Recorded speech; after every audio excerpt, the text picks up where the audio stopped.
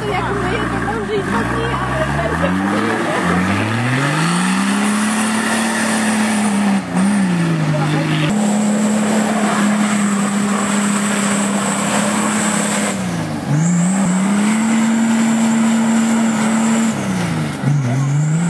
No tylko trochę.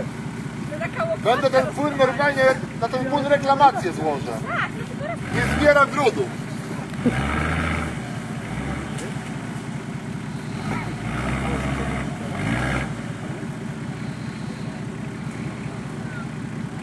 Cała w wodzie jest protest, nie mogę wyciągi przywieźć, bo jest w wodzie cała.